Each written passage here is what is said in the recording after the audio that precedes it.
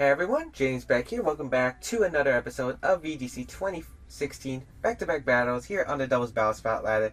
Today's team is a team I plan on using on stream tomorrow, so if you haven't followed me yet, twitch.tv/JamesBeat1, that's where I stream, and this team will probably be on stream tomorrow, so hopefully it works because I have not tested out this team before yet. I actually haven't played a single game with it yet, which is quite insane, but you know what? We'll learn on camera. I'm not used to the core. We got Kangaskhan, Groudon, Ferrothorn, Palkia, Landorus T, and Thunderous Incarnate. Now, I'm not a big fan of Palkia. I'm not a big fan of Dialga in the format, but we'll see how it goes. Let's see if I can actually use them to their full potential. Phil from Ohio with a 1555 rating will be our first opponent of the day. Bring a kind of interesting team. Landorus Fairy, Kyogre, Talonflame, Ferrothorn, Salamence, and Rayquaza. So the interesting thing to note is that he has dual Megas, Salamence, Rayquaza. I have seen this core a bunch of times before. I don't agree with it. The reason is you have two Mega Evolutions in Salamence and Rayquaza, and they have the exact same typing, pretty much the same speed as well. I feel like they do provide different roles with Salamence with Intimidate, but I just don't feel like it's a really good core, especially since he has 3 Pokemon that are 4 times weak to Ice, which is definitely in our favor, by the way. We can definitely use that to our advantage. I feel like maybe Genies are actually the best lead here. I could definitely lead Thunderous Landers here. I could definitely lead that. Do I bring Ferrothorn? That's a question.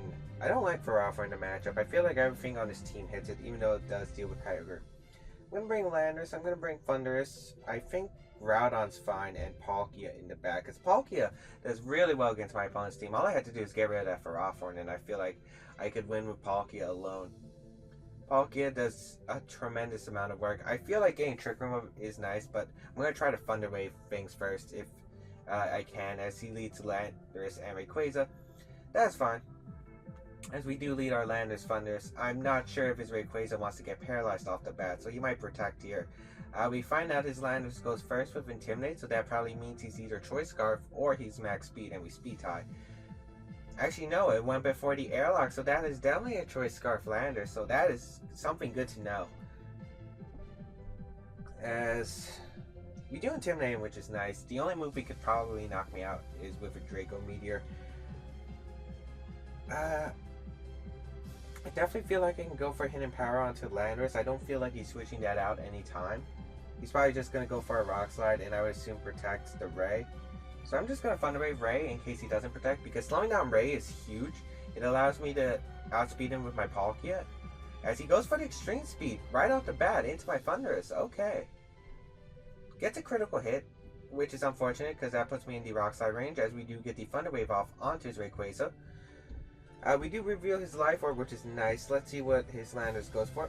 It's going to be that Rock Slide, and unfortunately it connects after that crit. I think we would have lived the -1s. Yeah, we would definitely live the -1s. Hopefully no flinch, because I would really love to get rid of his Landorus. As nice, our Landorus is able to pull through, get the Hidden Power Ice off onto his Landorus, and that will pick up the knockout. So that is really nice. We get rid of his Landorus right away. That's extremely useful, actually. As here, I'm going to go into my Palkia, and I can click Spatial Rent pretty easily. Let's see what my opponent's going to go into. As Palkia is going to come out here against my opponent. Probably Kyogre. It's actually going to be Salamence. Okay. I am fine with that as well, because I can launch a free Spatial Rent off into my opponent. He could switch into Kyogre. I would assume Kyogre is his last Mon, and he could definitely switch it out for either one of these slots. But going for the Hidden Power into the Rayquaza and the Spatial Rend into his Salamence is fine. I could potentially get a double knockout. One of his best place to protect one of them and switch on to Kyogre. I would assume he would save his Ray and protect the Mence here. If he doesn't, otherwise I get a double knockout. As he stays in with both Mons, let's see if he goes for Protect or not. Maybe he goes for a double edge to knock out my Landorus and tries to knock out my Palkia. However, that just puts me in a much better position, as he goes for the Draco Meteor, actually, with the Salamence. So that is great, because I know I'll be able to live this Draco Meteor, no problem. I'm EV to live a Life Orb, max attack. Rayquaza's Draco Meteor, Mega Rayquaza's Draco Meteor. As yeah, we are able to live. Spatial Rend fortunately connects with the Salamence. That's huge because we do need to knock out Salamence in order to win this game. As Salamence is going to go down to the Spatial Rend because that was a huge threat to my Groudon. And now we're going to be able to knock out this Rayquaza with the Hidden Power Ice. Really coming in clutch there, as Hidden Power Ice is going to knock out that Rayquaza. And that should be the game right there, to be honest. Wow. I was not expecting that. I think even without the Hoppin' Berry, I could live a Draco Meteor from Salamence no matter what. So, either way, that was probably not the best play by my opponent. If he wanted a chance, he would have had to hope I was not the... He had to hope that I was not Hoppin' Berry, go for Extreme Speed plus Draco Meteor, because it is actually easy for Palkia to live a Draco Meteor. It doesn't take that much investment. Max HP 124 special defense, neutral nature, I believe, lives Draco Meteor from Salamence 100% of the time anyway. That's of course if you're running the Lumberry set, or maybe the Orbs, the Lustrous Orb or something. As Kyogre is going to come out, and this should be game because I don't think Kyogre can win with my Groudon in the back. Plus my Palkia is doing absolutely fine right here in its position. As I think I'll switch out Landers into Palkia, into Groudon, or I could just Stone Edge. I'm actually fine just launching a Stone Edge. Yeah, I'm fine launching a Stone Edge and just protecting. I want to free switch into my Groudon because I don't want crit Ice Beams happening onto my Groudon, which reduces the time I have for Sun. As Stone Edge does connect with his Kyogre. Let's see how much this does because I'm curious as well. That did absolutely nothing, but then again, I forgot we are intimidated, so maybe it would have been better to go for the Earth Power, as he does go for the Origin Pulse right here. That's gonna knock out my Landers. I'm actually surprised he went for Origin Pulse because my Groudon is in the back. Maybe he thought I didn't bring Groudon because that means I wouldn't have brought my Mega Evolution, but I did bring Groudon because I thought Kangaskhan wasn't very good against his team with Salamence and Ferrothorn anyway, and Mega Rayquaza can blow back Kangaskhan with a Dragon Scent. So decided not to bring that, as I do bring out my Groudon right here and bring out the Sun, and he shouldn't be able to win unless he has Thunder. He crits Ice Beam 2-3 times. Even then, I think I still win with just firing off Earth Powers and Draco Meteors. Not Draco Meteors, Spatial Rends. I am faster than a Palkia with the Palkia.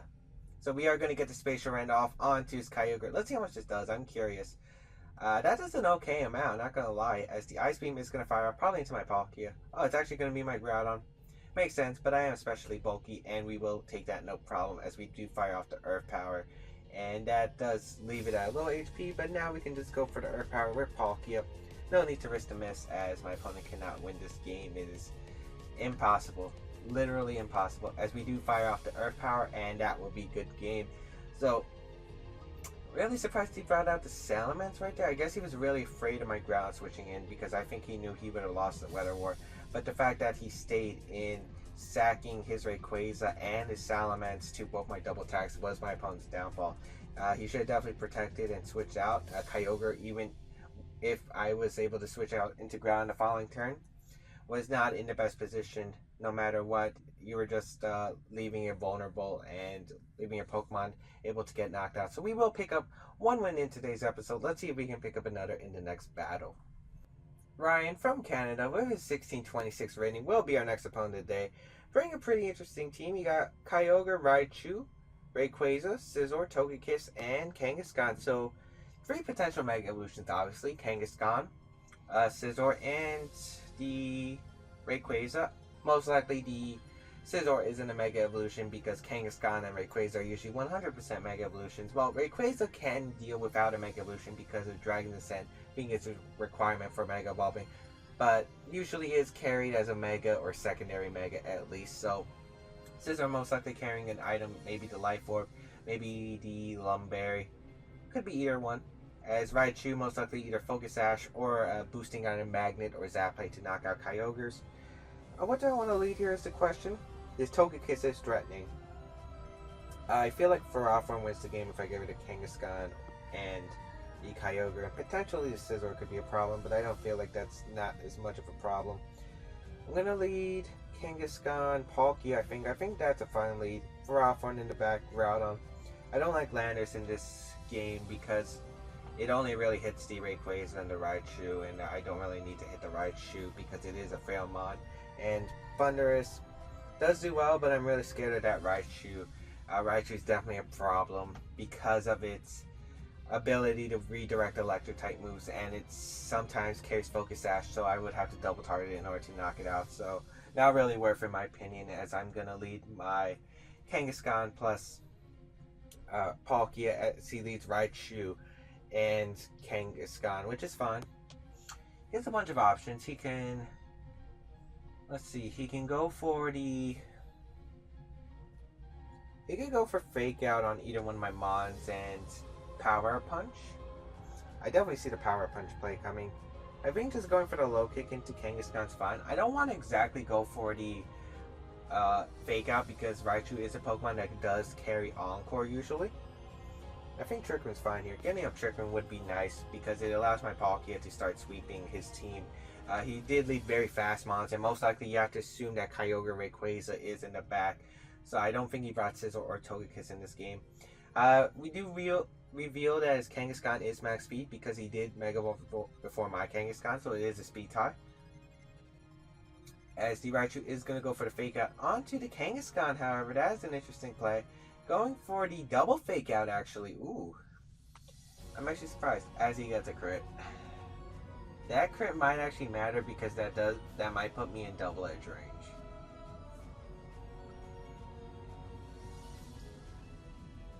Do I want to save my Palkia? I think I do.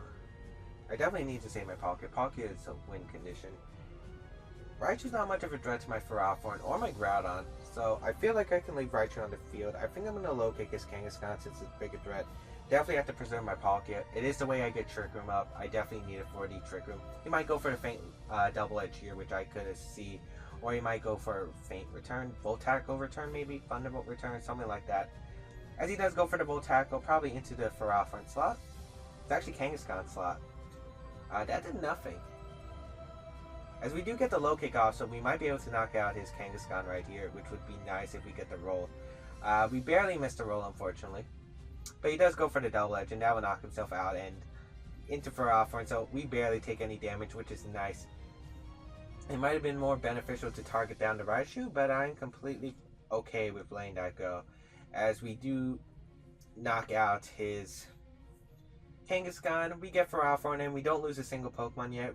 Kangaskhan is on the verge of getting knocked out, however.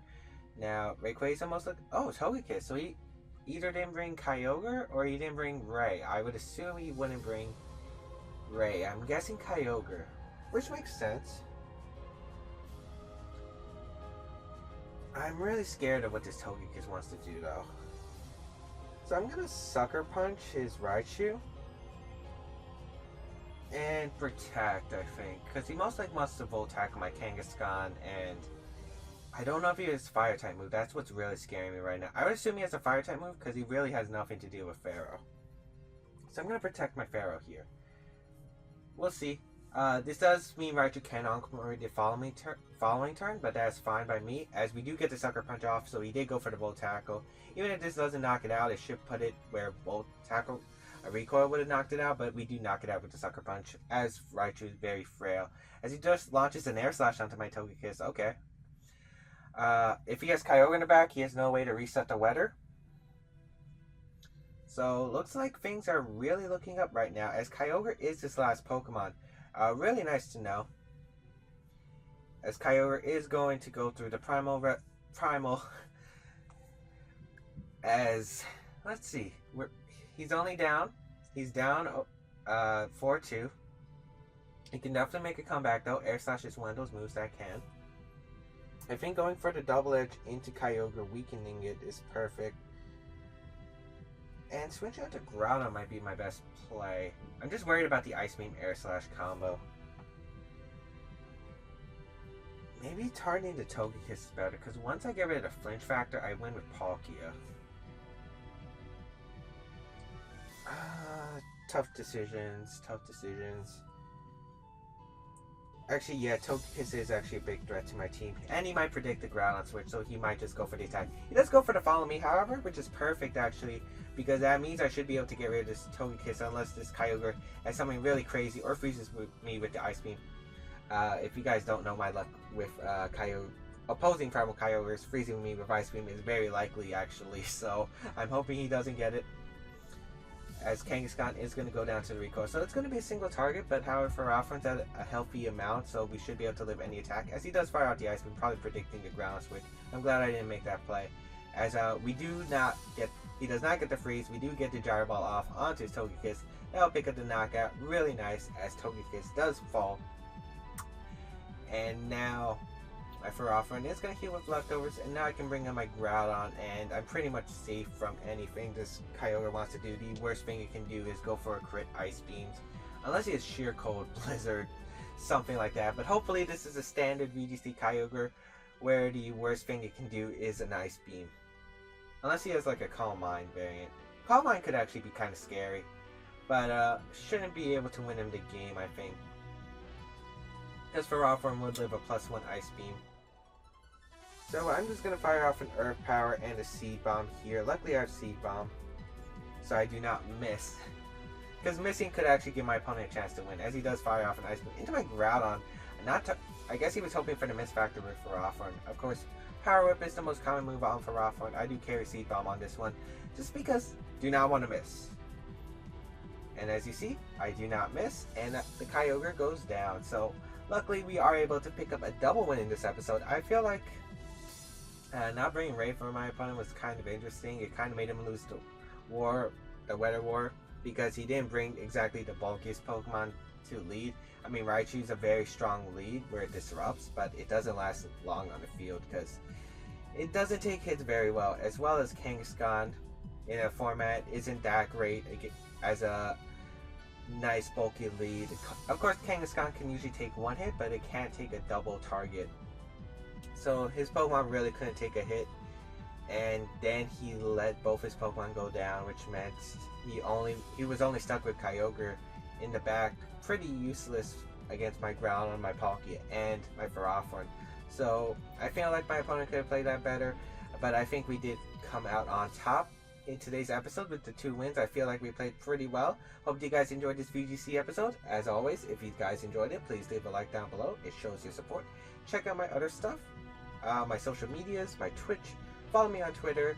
And of course, guys, regionals is this weekend for me. So if you guys are in Virginia, please say hi to me, because I would really love to meet you guys. It was fun meeting you guys last year in Virginia, and I really hope to see a lot of you guys.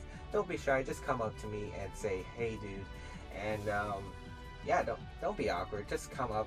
I'm a nice guy. I don't bite unless I get really frustrated with hacks, which I don't think I've really done that at a regional or national or worlds. I don't think I've done it at an event yet. Maybe at a PC I have, but otherwise I don't really do it at the big events. But hope you guys enjoyed this episode as always, and I'll see you guys for another one. Later, guys.